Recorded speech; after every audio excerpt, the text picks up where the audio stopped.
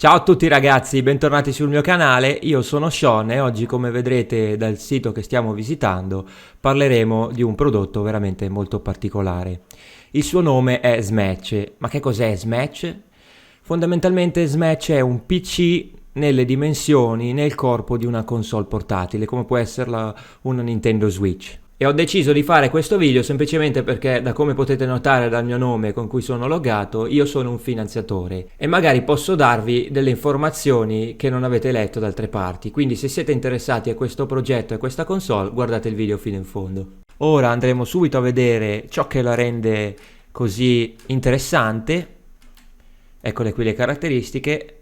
Smatch è equipaggiato con un AMD Ryzen V1605B e con una grafica integrata AMD Radeon Vega 8. Se volete avere un termine di paragone del SoC che c'è dentro Smatch Z, dovete guardare la AMD Ryzen 2500U per notebook. La Smatch normale possiede 4 GB di DDR4 a 2400 MHz perché ha aumentato la frequenza della memoria RAM, qui non l'hanno aggiornata però. E Smatch Pro che ha 8 GB di DDR4 sempre a 2400 MHz. La base è 64 GB di SSD e il Pro 128. Abbiamo un display da 6 pollici Full HD, Wi-Fi, Bluetooth, abbiamo una grande quantità di porte, USB-C, USB-A, micro USB, DisplayPort che è la porta che useremo per attaccare Smatch alla TV, un SD card che è quella per le micro SD e l'audio mini jack per le cuffie. Ora abbiamo la durata della batteria che è stimata dalle 2 alle 5 ore, però ragazzi ricordatevi, se la usate con giochi pesanti vi durerà 2 ore, se la usate con giochi leggeri vi durerà fino a 5 ore. Tempo di ricarica 45 minuti. Possiamo installare sia Linux che Windows 10, ovviamente da comprare a parte. Ora che vi ho detto le caratteristiche tecniche, direi di incominciare a raccontarvi la storia, e cioè di come tutto è nato. Originariamente questa console si chiamava Steam Boy, ma dovette subito cambiare il proprio nome in Smatch perché il proprio nome ricordava troppo il brand di Steam. Direi quindi di incominciare subito con la storia di questa console e partiamo soprattutto di come ha fatto a nascere, perché dovete sapere che questa console ha basato tutta la sua campagna su delle raccolte fondi. Come vedete, la prima campagna di raccolta fondi è stata su Kickstarter, ma come possiamo vedere non ha raggiunto il suo obiettivo, che era di 900.000 euro, ne ha raccolti solo 160. Questo però non fermò il team, che l'anno dopo ci riprovò e sempre su Kickstarter ne fece un'altra, e questa volta, in cui ho anche partecipato pure io, è riuscita a ottenere quello che chiedeva sull'obiettivo. Ha abbassato l'obiettivo a 250.000 euro e ne ha ottenuti 474.530 euro.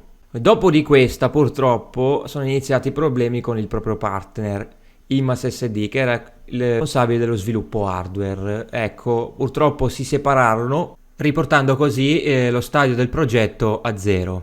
In pratica bisognava ricominciare tutto da capo. E a questo punto Smatch cosa fece? Cercò un altro nuovo produttore di hardware e la scelta toccò a una società spagnola di nome One Testing. Passarono un paio di mesi di sviluppo e Smatch decise di aprire un'altra campagna di raccolta fondi, questa volta su Indiegogo, la vedete qui, e sollevò all'incirca 200.000 euro. Questo è il totale delle due campagne, 667.740. Invece 451 è la campagna precedente Kickstarter, quindi più o meno hanno tirato su nella seconda campagna all'incirca sui 170.000 euro. Tutto questo ci porta ad oggi, dove finalmente lo sviluppo hardware è stato completato, si suppone che anche lo sviluppo software sia stato completato, e ora, a detta dello Smatch Team, siamo in fase di montaggio, quindi a breve noi sostenitori dovremmo avere le nostre console. Bene ragazzi, ora vi mostrerò delle brevi clip per farvi capire il tipo di performance che vi dovreste aspettare da una console simile. Noi ci vediamo dopo.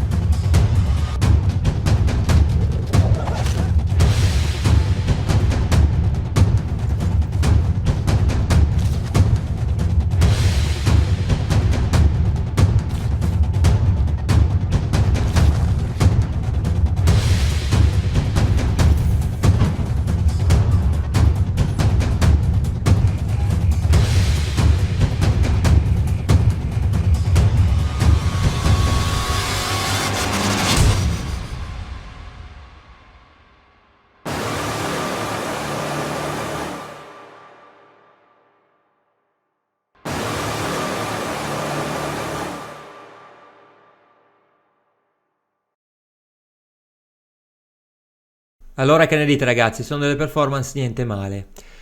Prima di andare alle conclusioni però mi sono ricordato e vorrei dirvi che questione batteria, durata della batteria dalle 2 alle 5 ore. Smash Z ha reso possibile l'innalzamento del TDP della console. Come massimale adesso abbiamo 25 watt. Tenete a mente che se con 15 watt ne fate 2, con 25 arriverete a malapena un'ora, se tutto va bene. Il rilascio per i sostenitori è fissato per il Q1 2020, mentre per il mercato bisognerà attendere il Q2 dello stesso anno. Purtroppo però sono date non sicure e dovremo vedere come si evolverà la situazione.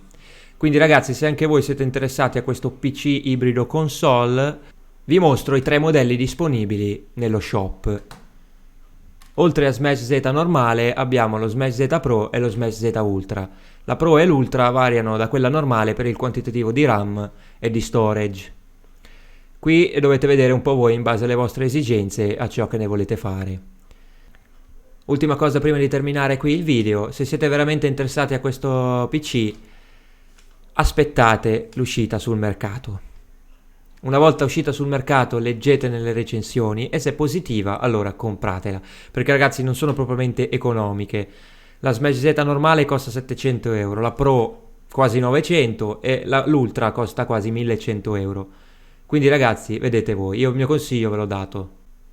Quindi se il video vi è piaciuto iscrivetevi e lasciatemi un like, se avete qualche domanda scrivetemela nei commenti, cercherò di rispondere e noi ci vediamo a un prossimo video.